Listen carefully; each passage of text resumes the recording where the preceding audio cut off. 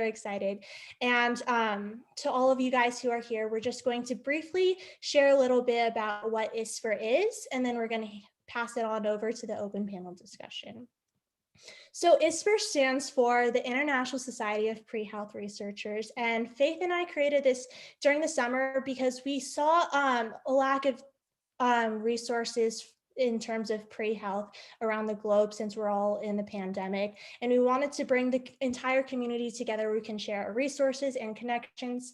And we wanted everyone to know that, like, even through the darkest times, there's always a light, and we can always band together as one and have that support and friendship, especially in times of disconnect. Faith? And as Alexis said, this is a peer-to-peer student-led coalition. So we really aim to kind of promote collaboration over competition, just because that's something that's so heavily seen in pre-med, pre-PA, any pre-health culture. It's a bit cutthroat, and sometimes it really shouldn't be.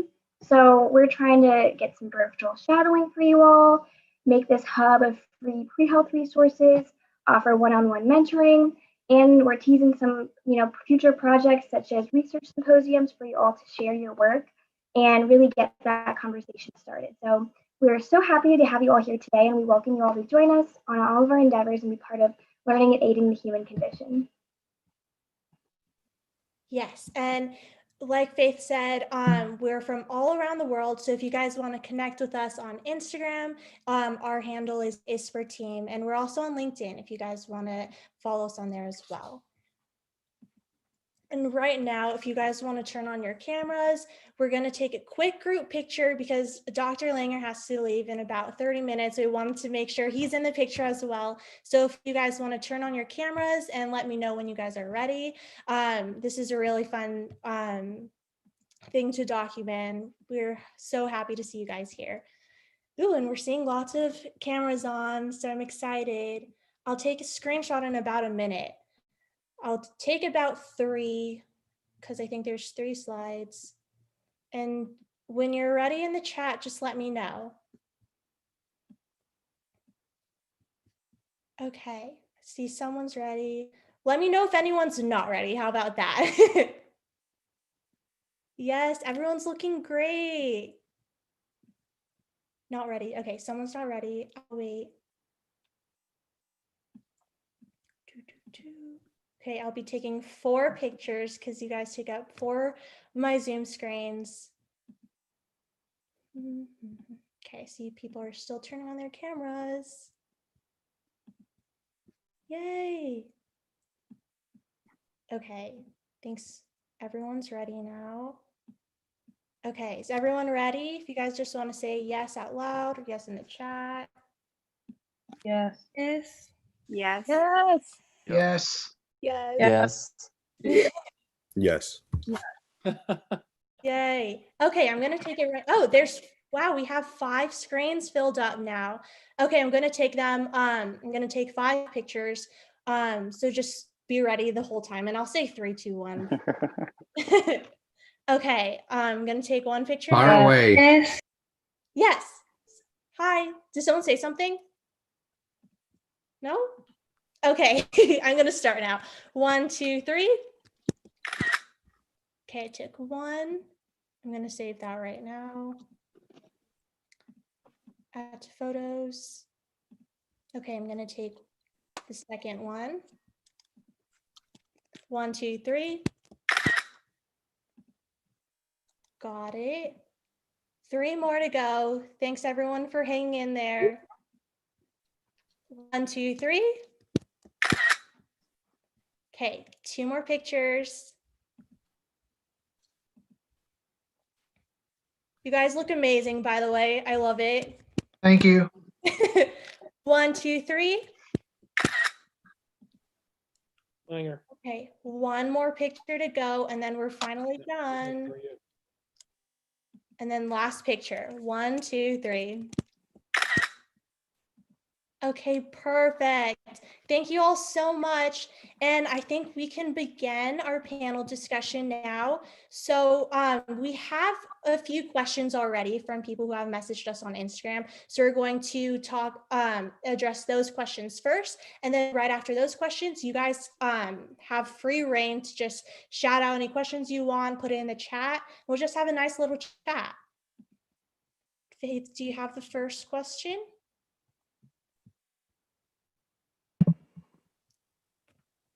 Okay, so one of the first questions that was asked was, how many years did it take you both personally to become neurosurgeons?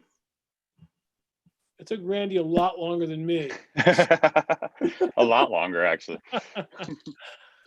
I'll let Bonnie, that, you man. take this. You're heading out, so why don't you go first? Go ahead. I'm good. No, I mean, I think if you're asking what the standard, the standard education timeline is you do high school, you do college, which is 4 years, right? And then you go to medical school, which is 4 years in the US. And then you apply for a residency. And residency now is a 7-year program. And then nowadays, compared to previously, I would say, it's shifted over the last 15 to 20 years or so. Whereas previously only about 20% of residents did fellowships, now about 80% of residents do fellowships. And fellowships are 1 to 2 years post-training, depending on what you're into. So residency is 7, add another 1 or 2 on there, and then you go into practice and you're kicked out into the real world. Now, I know Dr. Langer had some other training kind of involved, and I actually ended up taking time off after college. So my training overall, I took 4 years off between college and medical school. During that time, I did a bunch of different stuff. But, it's a long process. Most people, if you go straight through, start practicing by the time they're like 33, 34 years old or so. And then if you take time off, you end up older than that. What did you do, boss? You went straight through initially, and then you went back and did fellowships while you were training. Don't worry about time. That's the first thing. Forget time. It's all, I'll work a couple years extra if I have to. I think it's important not to use years of time as a reason not to do something. Do what you want to do. Don't worry about how much time it takes, because guess what? I'm 57 now. It didn't make I don't care. It's all gone. So I took a year out during med school. I took a year after college off. I went to England from Europe for a year. Took a extra year during med school. Then I did an extra year after residency of fellowship. And I did a fellowship after I'd been out of my residency for 10 years, because I'm always trying to find an experience that's going to make me more whole. And I'm always seeking to be more creative.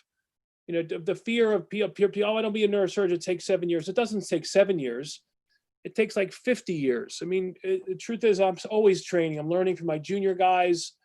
You're always learning, just because the residency is a learning experience. It's probably some of the best time of your life. You shouldn't look at it as like a beginning and an end. So ultimately it takes as long as it takes. And I wouldn't choose a field because it's less training. Yeah. Choose a field because you like to do it. And that becomes much easier to decide. I echo the biggest thing. I think, obviously I took time off, so I agree with everything he said, but the training goes on forever. I think you're hesitant to say that you're, you know the basics, you know how to do surgery, but you're not, there's learning constantly. Every single year there's something new to learn. And if you're not pushing yourself, you're probably doing it wrong anyway. What else do we have in here? Now I got to go back. There's questions pouring in. Oh, really? Personality type. What do you think? Is there a certain personality type that neurosurgeons have to be, or is it best suited for some personality traits or types? I'm paraphrasing a little bit. There's probably some legacy to that, and a bit of atmosphere that has to do with sort of the Buckaroo Banzai approach to neurosurgery. There's this element of mystery, and I think that society looks at brain surgeons as like some sort of mystery. And unfortunately, it affects the types of people that choose it. There are a lot of sociopaths in our business who choose this because of an ego reason, or they want to tell everybody they're a brain surgeon. It's really a bad reason to do it. It's going to continue to happen because it is if you need that then you'll get it. I mean, trust me, if I go to a party and, oh, he's a brain surgeon, after a while that gets a little old. So you better love what you do. But no, I think that the future, one of the reasons why Randy and I are very compelled to do this kind of stuff is we recognize that, the future of healthcare is many more women of color, diversity, and our field, frankly, is very white and very male. And in order to attract the best and the brightest into neurosurgery going forward, we both feel a unique responsibility to attract people that don't look like us into our business. And it's open to you. It doesn't mean if you're a white guy or a black guy, it's not a great thing to do with your life. It just means historically that women didn't seek out these kinds of fields. Part of it was our problem in that the people that were training the residents were, I wouldn't say there was unconscious bias. It was conscious bias. You didn't look like a neurosurgeon. That's over. The trouble is there's some left over from, women see this, are afraid of it. Can I last 7 years? I want to have kids and all this kind of thing. So there's no question being a woman has additional challenges. That doesn't mean it's easy. And that there are other fields that may make it easier to overcome some of these biological issues. It's not that we don't want women in our business. It's just that it's harder to, when you leave medical school, if you're lucky, you're 26. Most of the time it's either 27 or 28. And a 7-year residency, it's smack dab in the middle of the time you're trying to have kids.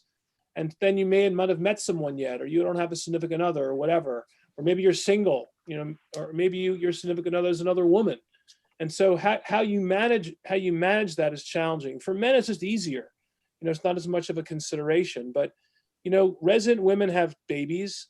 We make adjustments for that. Resident attending women have babies. And I think in the end, you need to choose what makes you the happiest and then figure it out along the way. There's ways to do it. It's not that it's easy. There are definitely easier paths, but you have to ask yourself what's more important to you. I don't know if my wife's an anesthesiologist, and I posted a little NBC News story about her. Actually, in my Instagram, there's a web link to the story about my wife. Read that. I think that it's something that she's gone through. And I think it's our responsibility to make sure that women have all the opportunities, and men for that matter, of every race and every background. But because of the essential stresses and time, it does affect women differently than men, period. That doesn't mean it's good or bad. It's just a reality. But don't not do something if you really love this and something you really aspire to be. There's a way. And we will encourage you to do it. There's always a way. Oh, sorry. Thank you again for your responses. My name is Kiera. So I had a question. So when you work in the hospital, like how much time do you get for like personal research? Because I was debating between pursuing neurologist or neurosurgeon, because one passion of mine is I really want to research Alzheimer's disease. And so I want to know, like, as a surgeon, like, would you be able to have time for research, or is that something that's more reserved for like neuroscientists and neurologists? Mika. Yeah, well, I think, it kind of alludes to what Dr. Langer was just saying. If you want something bad enough, you make it work, right? You're ultimately always limited by how many hours in the day there are, how many days in the week there are. There are different tracks within what we do. There are physician scientists, and neurosurgeons have the luxury of being, privileged enough to deal with the brain. And so research without access to the brain stops at some point. You need that, right? And so really motivated people are able to do both. And you can actually negotiate that into your contract sometimes, which is a more practical way to just think about it. Some people do 50% research, 50% surgery. Some people do more or less of one or the other. And so all you have to do is read a journal and pick up a journal, and you'll see that neurosurgeons, if it's neuroscience related, they are contributing. All right. And it also comes down to what kind of research you're doing. Truthfully, a neurosurgeon is probably not the person pipetting in a lab, but they're the ones coming up with ideas, providing the tissue. And in some instances, I'm wrong. Early in your training, you have to know how to do that stuff to be able to guide someone else to do it down the road. I will tell you regarding Alzheimer's, Alzheimer's is really a neurology disease. There's not a real surgery that takes care of Alzheimer's yet. right? There are lots of things happening in terms of what we do. I know that I worked a lot at drug delivery devices during residency and my research. And there was one drug that we would put into the brain for cancer that ended up having some effects on genes that were involved in things like Alzheimer's. So all of a sudden now you're taking surgery and you're giving it a neurology spin, right? We do surgery for neurology all the time. We treat Parkinson's with surgery. We're looking at treating OCD, schizophrenia, obesity, depression with surgery, okay? So if you're motivated enough, you'll find the time to do it. If you're creative enough, you'll find the time to do it. And it's not necessarily an easier path, or it's going to be a little harder to do both, but it's not impossible. There are plenty of people who do it.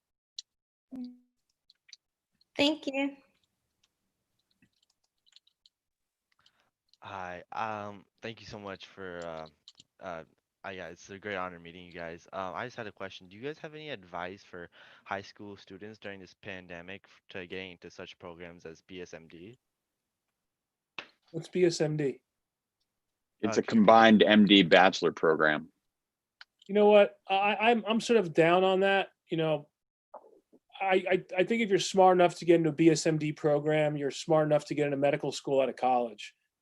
And going to the whole people, there's no reason to shorten this thing up. Enjoy your college.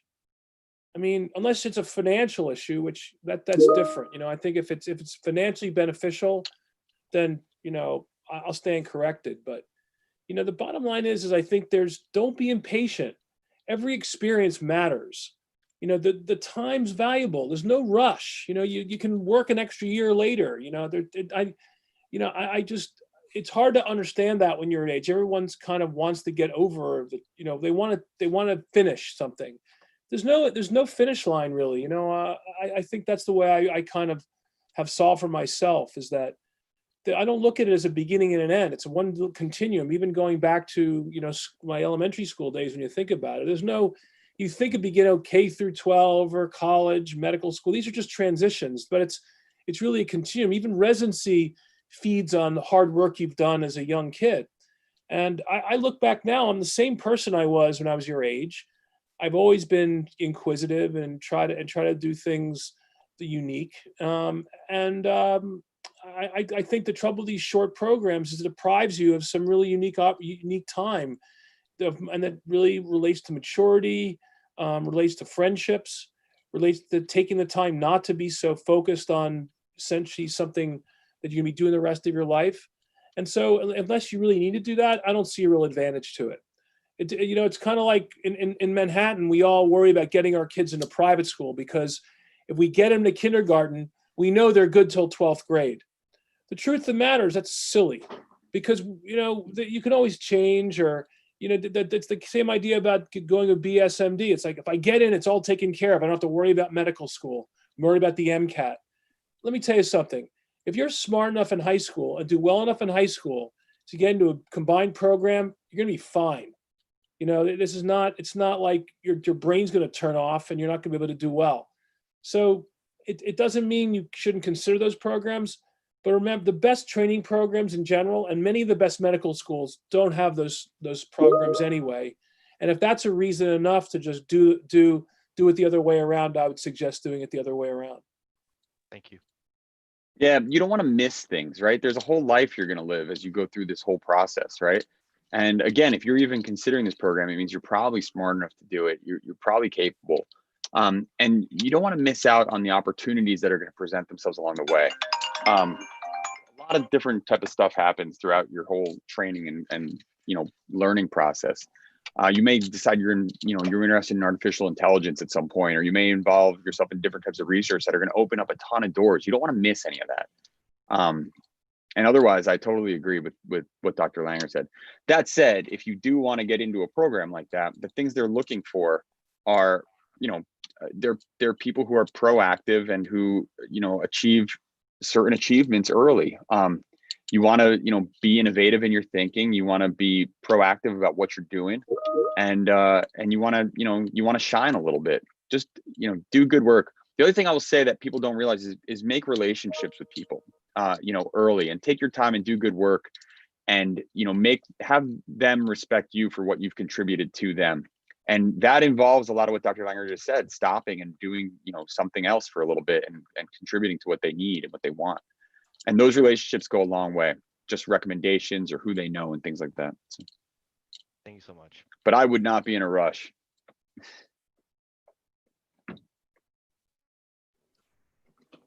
Hi, yes. I have a question.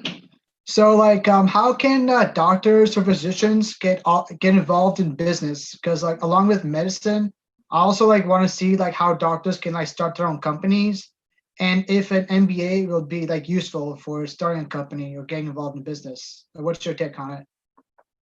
When I was in medical school, I was at UPenn and Wharton was there. We used to look down on all the kids that got MBAs. There were like 2 kids in my class who were getting combined MD MBAs. I wish I had done that, honestly.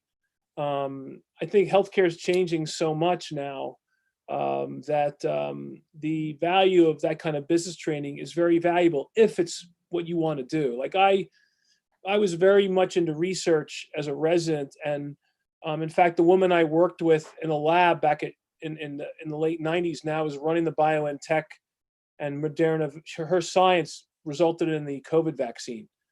That it was the woman that I worked with. So I kind of missed that. I left that basic science and I ended up in more of a bureaucracy and a business side. So, but if you're really interested in science, I don't think there's a reason to do that. If you're interested in running a healthcare company, or maybe you're not interested in being a clinician at all, you want to run a pharma company, or you want to be involved in biotech, or you want to run a device company.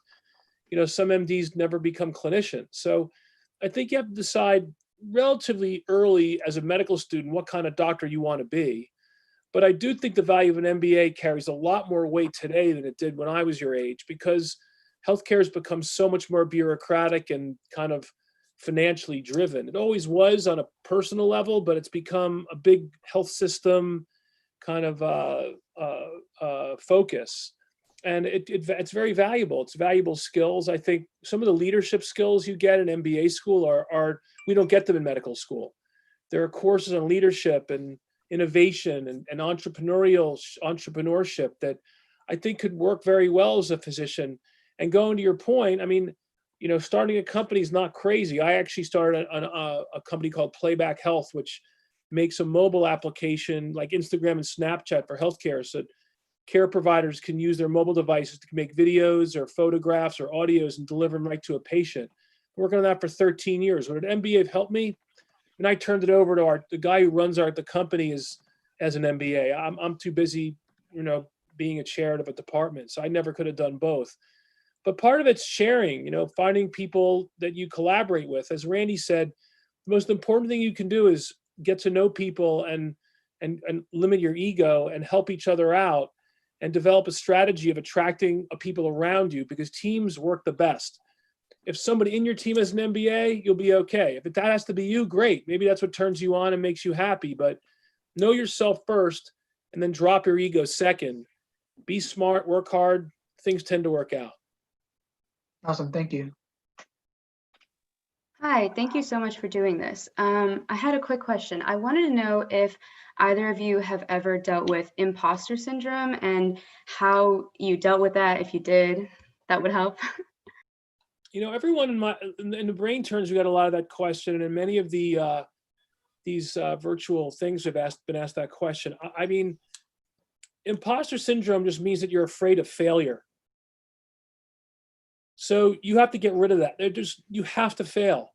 You're not going to know everything. It's just the nature. I mean, I went from being like a high school student, we all do, from a high school student to a neurosurgeon over a period of 15 years. If I was worried about failure, I never would have made it. So failing is absolutely essential to success.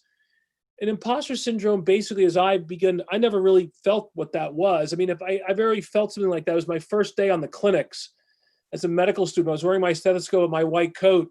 I knew dick. I knew nothing. And the patients were treating me like a doctor. I was like, I don't know anything. So I asked for help. I was like, you need to talk to a doctor. I wasn't being an imposter. I was just being honest. So, in the end, that's what you have to do. I mean, the imposter syndrome is where people are afraid to admit they don't know something, or afraid to admit they're wrong, or afraid to admit they made a mistake. That's what imposter syndrome is. So you need to get rid of that. The sooner you get rid of that, the better, because then you learn better. There are 4 stages of learning. First stage is unconscious incompetence. Second stage, conscious incompetence. That's imposter syndrome. So you don't know anything when you get there. You have to realize that you don't know anything. That takes some time. Get to conscious incompetence, right? The next thing is conscious competence. In other words, then you start understanding what you know, and you're comfortable in your own skin, and you can ask for help when you need it, but you're still working. Then there's unconscious competence, and that's like flow. That's when you can just do it you don't even worry about it when you come to work. So be aware that these are transitions, and they're normal.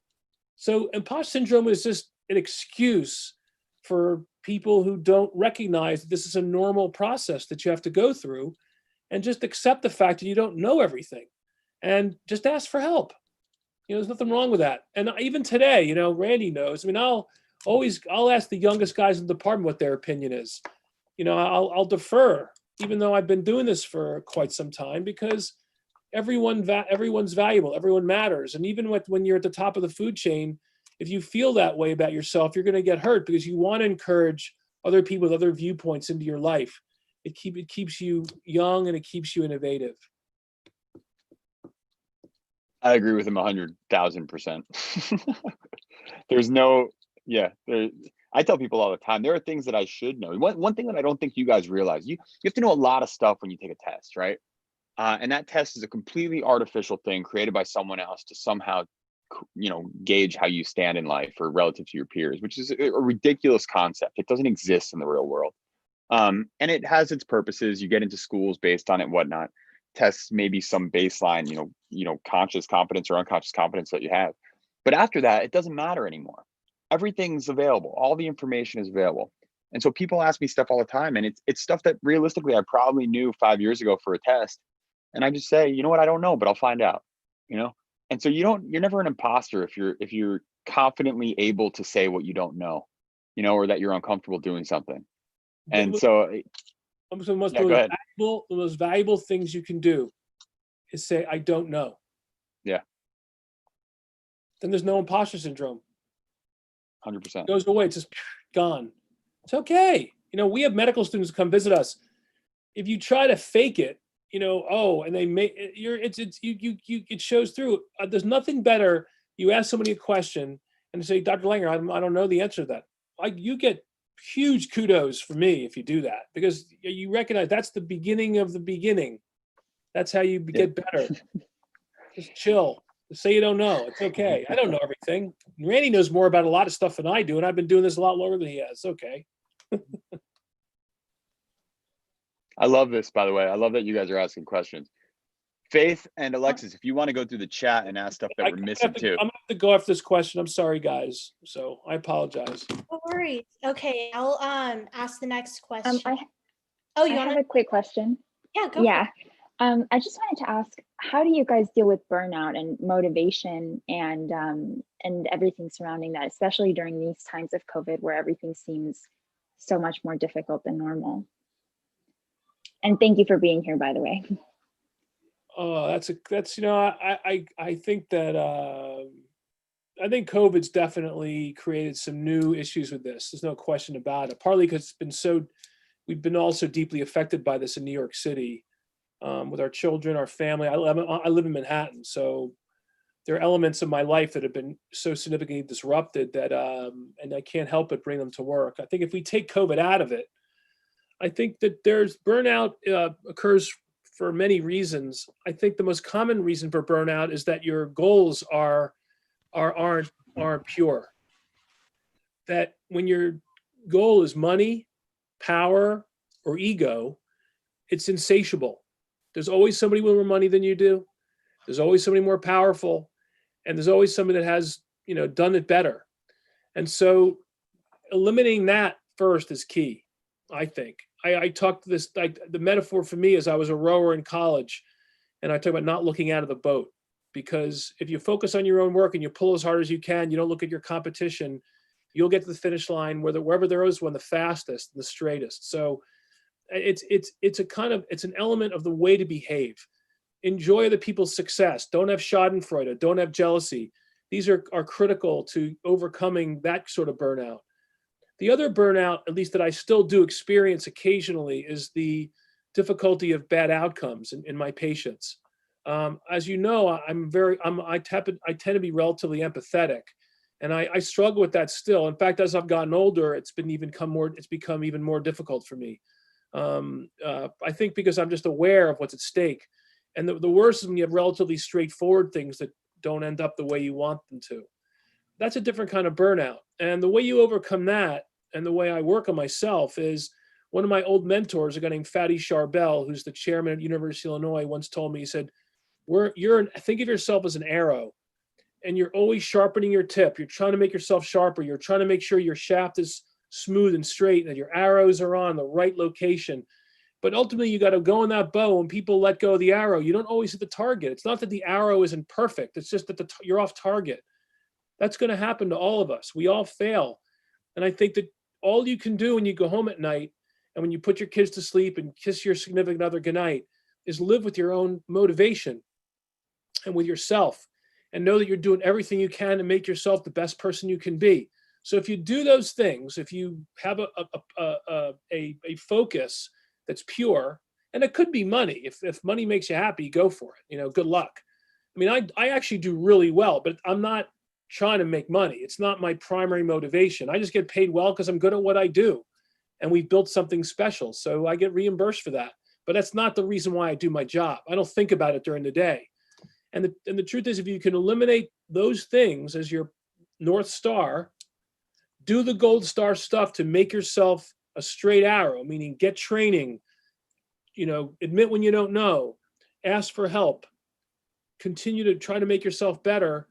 I think that's the answer to burnout. It still might happen because this is an exhausting profession. And if you're a human being, it can't help but take a piece of you sometimes.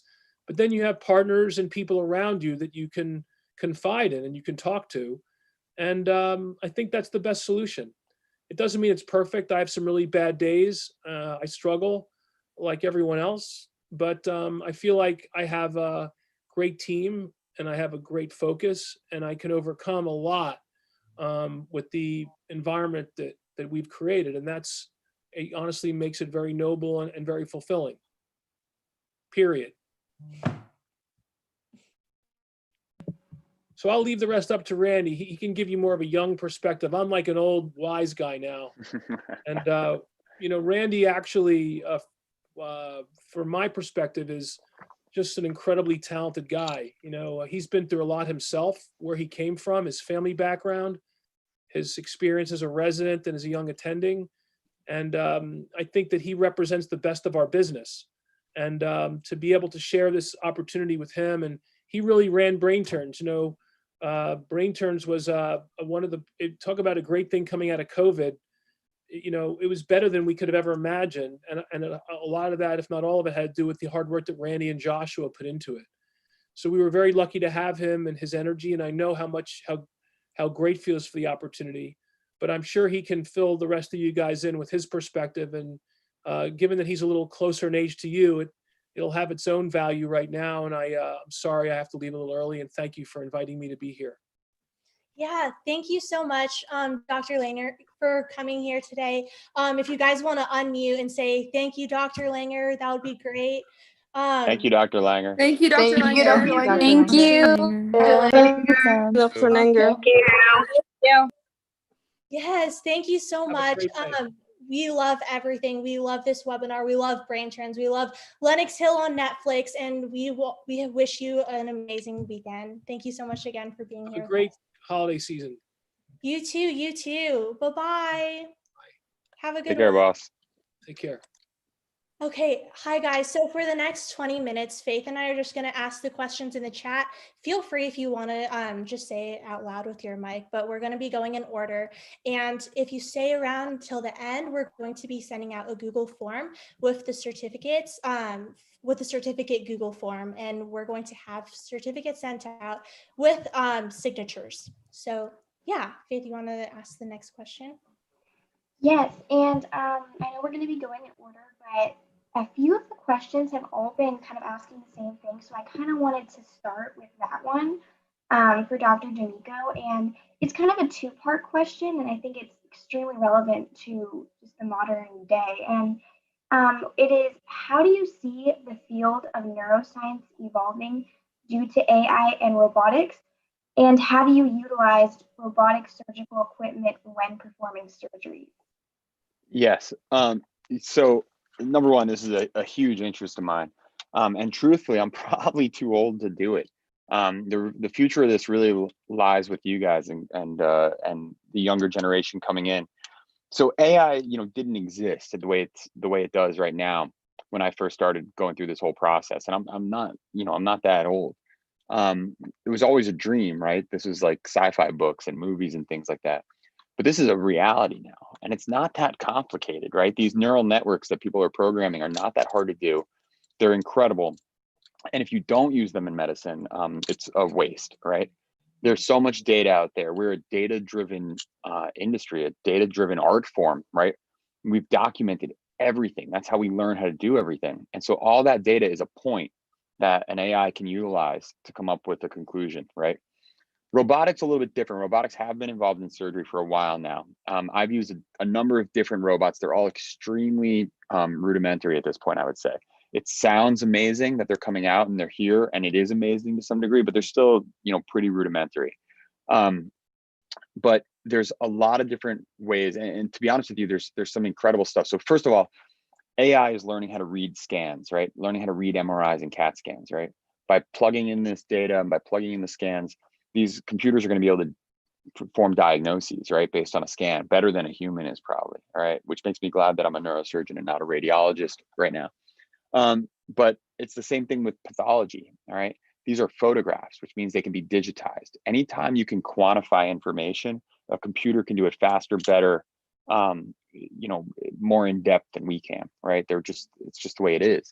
So pathology is going to become automated. We use a system, or we're about to bring it in. I'm bringing it in soon. This Raman spectroscopy system, which takes it's a digital frozen section. Basically, in the operating room, we take out a tumor, we send a piece of it to the pathologist who freeze it. They look at it under a microscope and give us a preliminary diagnosis. A computer can do this. All right, you digitize it, you quantify it, and all of a sudden the computer is doing it. It's incredible. Being able to incorporate that into a robotic surgical system is the future. It's not done yet. It hasn't been done yet, but it's going to be done, right? Elon Musk has Neuralink. This chip will be implanted. It'll be able to read brain output for the most part. It's a dumb way to say it, but it's the truth. And AI will be able to interpret this and then use it to create things, maybe neural prosthetics, right? For people who have lost limbs, maybe just enhancement prosthetics, who knows, right? The future is kind of unwritten when it comes to this kind of stuff. With regards to robots that already exist, I've used microscopes that automatically track instruments. So basically, the microscope sits above you and you have your instrument in your hand and it moves to track where your instrument's going, counterintuitive, counteractive to where you are. So all of a sudden it's hands-free, right? Or there are spine robots that you can pre-program trajectories in, and you step on a foot pedal and the robot moves to that exact trajectory where you want it to sit, right? So you can put screws in without a problem when you need to. And so this stuff is happening. It's happening very, very fast. It's 100% the future. I actually just saw something yesterday that was pretty incredible. I can't go into detail about it because it's in the research and development phase, but it's basically, the equivalent of opening your phone with a camera or with your face, right? It's that kind of thing, and it's going to be incorporated into neurosurgery. So yes, if you can learn how to code, if you can understand AI, if you can learn how to bring this into the medical field, it's absolutely coming. It's absolutely necessary, and it's going to change the game. Hi, I just had a real quick question. First of all, thank you for coming. So my question is, what do you do after a hard day of work, like losing a patient? Well, I never lose a patient. No, I'm kidding. No, shit happens. It's scary and it's dangerous. And truthfully, everyone's going to handle things themselves in their own way. I've got a good family. And so, I go home and my kid, is home, and I can decompress that way. They understand, I understand, I guess, that work is separate from that. And so I'm able to remove myself a little bit. you don't really recover from something like that. And so, and truthfully, I've lost, because I've been in practice only by myself for about 2 years now, or a year and a half. I've only lost one patient. It wasn't directly due to my surgery. It was medical complications, about a month or so out. But it doesn't sit well with you, and you kind of live with that. And what you do is you vow to learn from it, and you vow to not make those mistakes again, and to be more vigilant in the future. And so again, that's my story. There are people who do lose patients, and patients die, and that's a real factor. And so I think having, the wherewithal to know that, you did your best, you're going to learn from this. Like Dr. Langer said, you're really, your motivations are correct, right? And then just, the ways you deal with stress are stuff you're going to cultivate from now until the time you achieve whatever you want to achieve. And so you pull from those things, myself, I'll walk home if I've had a rough day. It gives me 15 minutes of just breathing outside, and I have nothing to worry about but my footsteps hitting the pavement on my way home. And for me, it's about a 15-minute walk. And so, that's kind of one of my ways. And then, I sit down when I get home, and I just, I put my kid to sleep, and then I just think about it, and I go over it over and over and over again, trying to figure out where things could change or where I could, do things different. Thank you. Yeah, you have to internalize it. You have to figure out how you deal with stress and what you do right, and what makes you feel better. Hey, don't drink alone. I have a question about the intersection of data science and neuroscience. I think it's really interesting about what you talked about, how this is developing in the neurosurgery field. I'm hearing a lot of scare for automation and other fields. Do you think that this will play a big part in neurosurgery in general? And for someone in undergrad, how do I get involved in neuroscience and data science together? So you're an undergrad now? Yeah. So an undergrad, so you need to find people who are doing things that you're interested in. And so where do you live?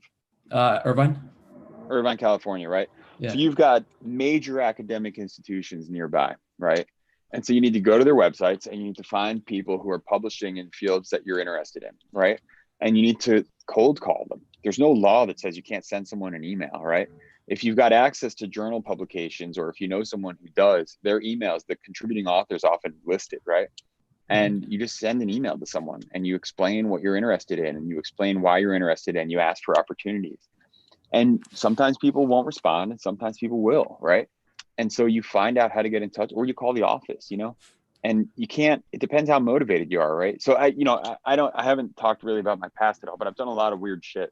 And one of the things I did was, when I finished college, I had no idea what I wanted to do with my life, right? I was a pre-med neuroscience major, but I was super into music, and I was playing music, and I was kind of frightened about jumping, biting the bullet and just going full medicine or whatnot. And I ended up applying to this thing called Road Trip Nation, which was a weird thing based out of Orange County, California, actually. And they had an RV, and it was when it first started. And we submitted a video, me and my two best friends, and we said, we have no idea what we want to do with the rest of our life. And we won some sort of contest, and we got to drive an RV for 30 days and interview people from all walks of life and ask them, how the hell did you figure out what you wanted to do in your life? All right. And it was a PBS documentary. It was an 8-part series, and it's been a series. I think they're on season 14 or something like that. So we made it, we filmed it ourselves. We had cameras, and we just drove around, and we interviewed these people, and we asked about, what they did. And everyone just said, follow your passion. And which is obvious, I think, but something you're scared to do. And the learning point of this, or the reason I'm even bringing it up, is because the way we got these interviews was they said, find people who do stuff you're interested in and just call them. And so we did. And I called Nintendo, and I wanted to speak to the CEO of Nintendo. And I just went through it, and I was just explaining my interests and everything like that. And I went through maybe 100 different phone numbers at Nintendo to try to find out who the hell was in charge of Nintendo. And just things like that, you gotta find out who's doing what you want, and you gotta read about it, and you gotta call them and send them an email or a phone call and say, look, this is who I am, this is what I'm interested in, and I'm motivated enough to give you a call. And that enough is going to get you further than everyone else. I tell people this all the time. All right, I'm going off on a little bit of a tangent. I am not smarter than most people, right? I've done well on tests, whatever, sure. What I do know is that I work harder than 95, 96, 98% of the population out there. And if you are willing to go that extra mile, and do a little bit more than everyone else, because everyone else is lazy, you're going to succeed. All right. Because you're motivated, you're driven, and you're doing that extra bit of work. Who's next? Something to add on to that question. As a pre-med, what are some like careers to get into? Like I was thinking into like phlebotomy or medical assisting.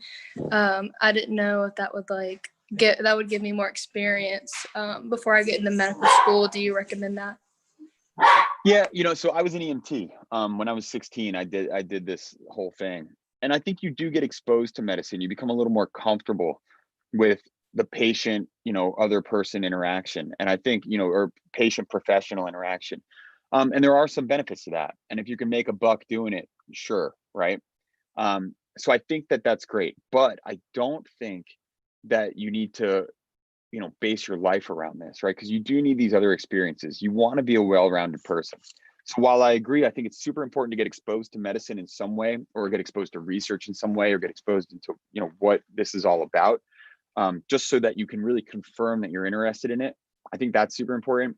But I don't think you need to spend all of your high school years drawing blood on someone, or college years drawing blood on someone. I think you also need to get that life experience and meet people, and I think that's what I would say to that. I think that there are plenty of jobs that give you experience. If let's say you were interested in computer programming or learning AI, get a job doing something like that, but know that you've always had this medical background, and then see how you can combine the two passions, right? But I do think there is relevance to even volunteering at a hospital. You do want to see the hospital environment, all right? It's not Grey's Anatomy, all right? It's a little bit different than that. It's more Scrubs, I guess. But is Scrubs even a show anymore? I don't know, but it's different. Thank you. No worries. I actually had a question. I want to start off first by saying, I think everyone in this webinar are huge fans of Lenox Hill on Netflix and Brain Turns. I know myself, Brain Turns definitely ignited that passion of going into neurosurgery. So I'd like to say thank you on, I guess, behalf on everyone on creating that. That's amazing. Thank you. This question has actually been asked in the chat as well, but I kind of wanted to reiterate it. So historically, as Emmanuel also said, that there's been a stigma against women of color, but also people of color, even more importantly, African Americans. And I find that now, there's kind of certain quotas, I guess you could say, in place in the field so that more people of color, women of color, etc., are more motivated to join a medical field. More importantly, neurosurgery is what we're focusing on.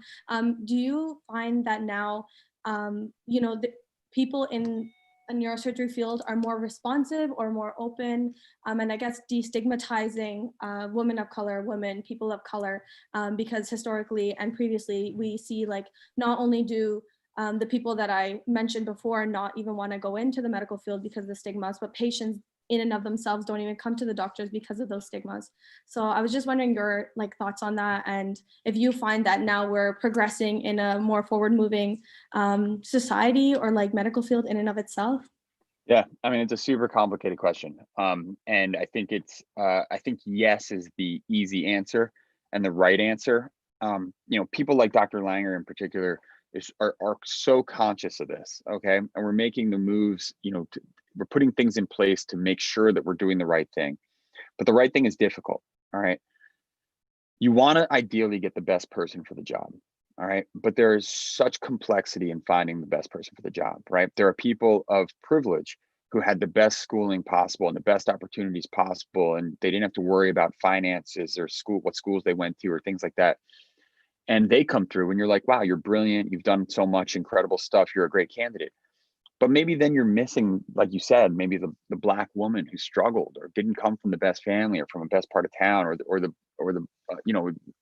another person who's very underrepresented are Native Americans, or things, people of different, not just your standard kind of what's the word I'm saying, just stereotype or whatnot, and underrepresented person. There are lots of underrepresented people, right? And so you can say all you want, that you want the best possible candidate, but you're going to exclude someone. And so in order to not exclude someone, you do have to make these kind of, I don't want to call quotas, but you have to make some sort of action to make sure that you're inclusive, right? And you have to purposely diversify as well. I have to say that we are so conscious about this and so impressed by what the future of medicine looks like. I mean, we're going to present the Brain Turns data at Brain Turns. We're still analyzing it right now, but the numbers are shocking. All right, in terms of who's interested in neurosurgery, who's interested in medicine, and what the future is, to the point that we're going to publish this and we're going to challenge neurosurgery about this, and we're going to challenge medicine a little bit about this, right? And people have to understand that tides change, right? There's shifts, and so as you know, these underrepresented populations and just in general women and people of color become more empowered, the whole thing has to move to that, to accommodate that, right? At the end of the day, you still want the best possible people, but you need to make sure people have the opportunity to be the best possible person. That's perfect. And I just had like a side question. Do you find that quotas are more progressive or regressive? I don't know. I really don't know. Just to go back to when you say you don't know. Like I said, there's positives and negatives to them, right? You don't want to just say someone belongs in because they check a box, right? But at the same time, you need to open up to people who didn't have the same opportunities, because you can find some pretty impressive and brilliant people there. It's a balance, you know, it's a balancing act, and I don't know what the right answer is. Okay, again, thank you so much. Do you? I don't know. Does anyone? Dr. Ben Carson is an impressive person, actually. You know, he fell out of favor with a lot of us liberal-minded folks after his support of Donald Trump and running as a Republican, I guess. But his story is pretty impressive, and it's an inspiring story. And a person I look up to a lot is actually a super good friend of his, and he's an incredible person. So I agree with the person who's chatting about it. Jason Ellis is also an incredible person. Yeah, I know we're running out of time, but what else? Yeah, I have one last question from someone who asked beforehand. Her question is, okay, wait, I just lost it. I'm so sorry. Oh, okay. So why did you decide to specialize in neurosurgery? This is a tough question too. I will say, apparently, according to my folks, I've been saying I wanted to be a neurosurgeon since I was in like the second grade, which is funny. I stopped doing that when I got to college. When I got to college, I went to NYU, and I fell in love with the music scene. And I was in the Lower East Side, and I got very heavily into actually punk rock and rock and roll music. I was into skateboarding and all this stuff. And I was a bass player, and I started playing, you know, bass with some kids, and we started a band. And I just, the same commitment I kind of have to this kind of stuff I had to that. And I went wild. I was at some point I was in like 4 different bands. I started a record label. I toured all over the country. I toured Europe at least once with a different band. And so I just kind of dropped medicine completely. And I was like, I'm going to be in a rock and roll band for the rest of my life. And fortunately, I'm a much better neurosurgeon than bass player. And you know, I got a little older, and I realized that it wasn't really going to work out, number one. And number two, it really shouldn't work out, because it's actually not the greatest job in the world like you think it is. And I said, all right, what the hell am I going to do now? And I had good grades, and I always had this passion for science and medicine. And so I went back to medicine, and I said, you know what, this is a solid thing I can do with my future that I care about, and I've always been interested in, and I think I can do it. And I set my mind to it, and I went back, and I took all the tests I needed to take, and obviously got into schools and things like that. And when I got to med school, I actually loved every part of it. I loved learning about all of it, and it was all new. And it kind of goes back to what Langer was saying about, you got to constantly push yourself, right? I had learned everything about like obscure punk rock bands from the East Coast and the West Coast, and like I had learned I knew every member, I knew what everyone did, what other bands they were in. And I just took that and I just brought it to medicine. And then I learned everything about cardiology and pulmonology and nephrology. And I loved it. And it was really hard for me to choose something. And so I knew that I wanted to do surgery pretty much immediately. Even though I really loved the medicine rotations, I loved reading about things. I loved walking around and just talking about it. But I did love the kind of Zen feeling of being in the operating room, and that's what the operating room gives to me. In the operating room, I'm kind of, even though you're with a lot of people, you're by yourself, and you're thinking about something. You've got one problem that you've got to fix, and you just focus on that. And I love neurosurgery because neurosurgery, you actually don't just operate on the brain, you operate all over the body. You do spine surgery, you do brain surgery, you do peripheral nerve surgery. You kind of really do operate everywhere compared to everyone else. And then, just my personality, someone was talking about personality before. I loved, how urgent things were. Neurosurgery is really the only field where something needs to happen immediately, right? When someone bleeds in their brain or they have a trauma, you are doing that immediately. Time is brain. When someone has a stroke, you're intervening immediately. And that's just kind of, I guess the type of person I was. I love immediate gratification or satisfaction. And then just the science behind it, right? It's the last frontier, right? We know everything there is to know about the heart and the lungs not everything, I'm being facetious, or hyperbole, but we don't know anything about the brain, right? Now, that said, one thing you realize late in the game is that neurosurgery is ridiculous, all right? It's totally ridiculous. Surgery in general is totally ridiculous, right? We go into a human being with steel and string, right? If you think about this like warfare, all right? Warfare, there was the Stone Age, right? And that's how neurosurgery started. Trephination with a stone, you broke someone's skull, right? And then there was like the Bronze Age and the Iron Age, whatever. We stopped there. Surgery stopped at like the Iron Age, right? We use a knife to cut into someone, and we use string to tie them back together. That's insanity, right?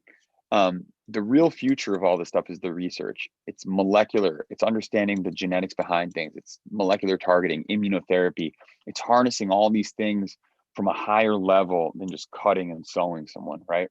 It's incorporating robotics to diagnose and treat. And the future, it relies on people like you guys. It relies on the youth who have grown up with this stuff and who can study at it and can, further advance medicine the way it needs to be advanced, which is using technology in a modern way. And so that's kind of the way I feel about neurosurgery in general. That said, I love the shit out of what I do. Yeah, thank you so much, everyone, for asking your questions. Thank you, Dr. DAmico, for answering them. This was such an amazing and inspiring webinar. One thing I just wanted to plug real quick is Brain Turns. Brain Turns, we're having our winter session on December 28th, I believe, and I'm going to send the link in the chat right now for anyone who's interested in registering. I highly encourage every single person here to do it. It's Brain Turns. I did Brain Turns during the summer, and I can't talk right now. I'm an ambassador now, and it was just life-changing, and I've learned so much. And through Brain Turns, we get to have very valuable shadowing experience through the virtual platforms. We get to have talks on relevant topics, academic seminars. And so if you guys are interested in that, I highly encourage you to do so. We're also going to be sending our certificate form right now. If you guys want to fill that out, we'll be emailing them within a week once we get the signatures. And I just sent the link in the chat. Let me know if you guys can access it and submit it and if it's up and running. But yeah, thank you everyone so much for coming. Thank you so much, Dr. DAmico. And we hope you guys have an amazing weekend and holiday season. Thank you, guys. I will say again, the motivation you guys have for setting things like this up, and for people getting involved, these are the things. You guys are the future, right? This is how this works. So you take that step, you find something that interests you, and you follow it, and you follow the shit out of it. And you also take the time to enjoy your life along the way. Because remember, every day it's not a rush, it's not a race, right? Every day is important, and so live it up. Yeah, that's great advice. Thank you so much. And December 28th, Brain Turns. Come. December 28th. Yay! And if you guys want to rewatch this webinar, we're going to be posting it on our YouTube channel, and we will send updates for that on our Instagram. Our Instagram is @ISPR and we have it linked in the chat. And also follow us on LinkedIn for more updates. But thank you everyone so much for coming. We hope you have a good one. Bye. Bye, guys. Guys. Thank Have a you. good night. Thank Safe. you. Thank you.